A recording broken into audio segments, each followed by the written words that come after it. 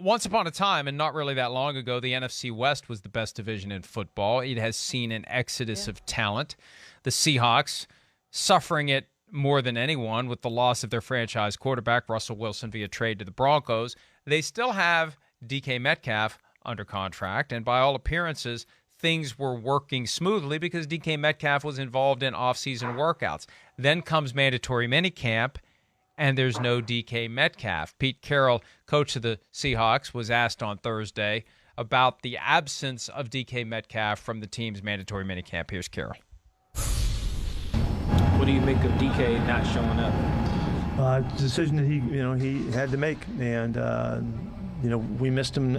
He had done a nice job and contributing, being part of everything that we had done, and then he's not here, so I can't say much for what he hasn't done here, but we'd love to have him with us. There's been conversations, some, and we're in a pretty kind of a standard, kind of semi-quiet right now, knowing the camp's coming up.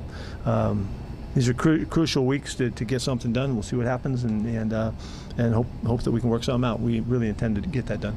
I had hope that he might come in, and because he was still in a rehab phase, that he wouldn't be able to do all of the work that he would have been here, would have been good for us, and so unfortunately he wasn't here. Pete Carroll also declined to comment on whether or not DK Metcalf would be fined. It's up to roughly $100,000 if you skip all 3 days of the mandatory minicamp, but he's sending a message. It's obvious. Look, we've seen what guys have gotten paid. The market has changed dramatically for receivers, and the Seahawks are going to have to figure this out. And for Metcalf especially, look, if I'm him, I've got a couple of concerns. Number one, I'm entering a contract year with a very muddled quarterback situation that may impact my performance, my ability to lay the foundation if I would get to the open market next year or get franchise tagged and maybe someone would or wouldn't trade for me. My value is going to be perceived as less than it would be now. And do you plan to use me more creatively in the offense? That's something Sims has been talking about for years, and he's right on the money. It's just go run your route and get open. That's how you get the ball in your hands. They don't have the creativity in their scheme. Jet sweeps, bubble screens, put him in the backfield. I mean, my God, the guy can do what Debo does. He's bigger than Debo. So I just think that he needs to know if they're not going to take care of him financially, he needs to know that he's going to be in a position to have the kind of year that allows him to get a market contract next year. So it's not an easy one for either side, because from the Seahawks perspective, why are they going to pay the guy a ton of money unless they really are committed to using him in a more diverse and creative way? Don't you think these receivers deals are so interesting, Mike, the way they've skyrocketed and taken off now? I think we have 10 receivers now over at $20 million or more, and 7 of those have come this offseason. And then we have all these guys coming in from the college ranks who step right in and perform right away. And I remember back when Randy Moss came to the league, he was really the first guy in his rookie season who had played so great right off the bat. Because receivers, it was always the thing, receivers need a year or two, they aren't groomed, in college, and they need that year or two of experience to really catch. And they did, all of them, except for Randy Moss. And now you're seeing these guys just walk in, step up, and become the best receivers in the end. We saw it with Justin Jefferson. We saw it with Jamar Chase. We've seen it with so many receivers just right away.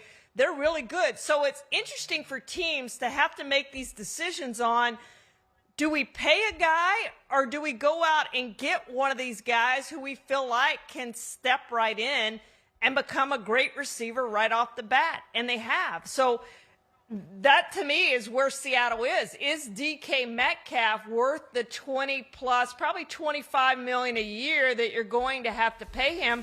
Or do you just go back you're not going to be very good this year. Do you just go back in the draft and find your receivers in the draft? That's kind of, to me, where they are. And that's the kind of objective, dispassionate, cold, dehumanizing analysis that teams engage in all the time. What does it cost me to keep the guy I have? How much will it cost me to replace him? I will have a lesser player, but dollar for dollar, it may be a better value, and then I can reallocate the resources to some other position. I can go draft 3 receivers and just let them battle it out, let them compete, and see who emerges as the best guy. That's really the challenge for the Seahawks. So, yeah, there's a lot of factors that go into it, and I think that the pressure point for where the Seahawks really are right now, are they rebuilding or are they reloading? I think Pete Carroll believes they're reloading, and I think John Schneider is more along the lines of, let's be realistic. Let's be self-aware. We're not as good as we were. It's going to take some time to get back to where we want to be. And I hope, I like a good drama. I hope that Pete Carroll isn't being influenced by an obsession to prove Russell Wilson wrong, that we can do this my way. Russell Wilson wanted the offense to run through him.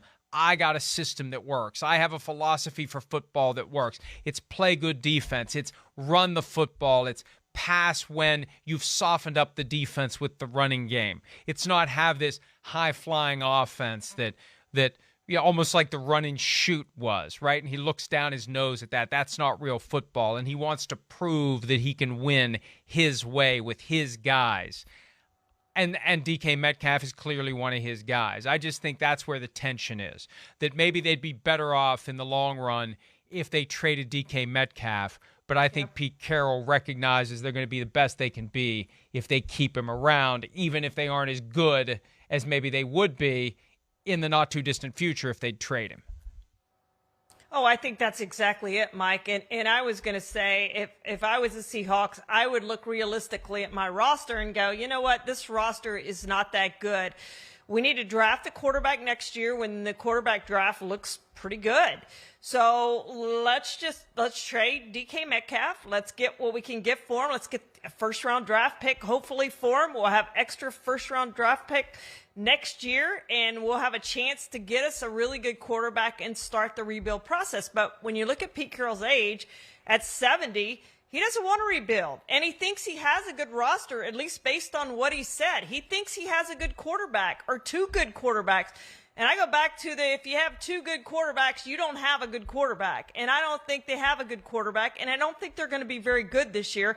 I think they would be better served trading DK Metcalf, but I don't think that happens. I do think they sign him to a long-term deal, and I'm not sure that's the right thing for DK Metcalf, and I'm not sure that's the right thing for the Seattle Seahawks. You know the best thing about being 70? What? You'll get there. I'm not there yet. 3 months. You'll get there 3 months before I do. True. Oh, that's true. Yeah, good point. Hi, I'm Mike Tirico, and thanks for watching. Make sure to hit subscribe for the latest news and highlights from NBC Sports.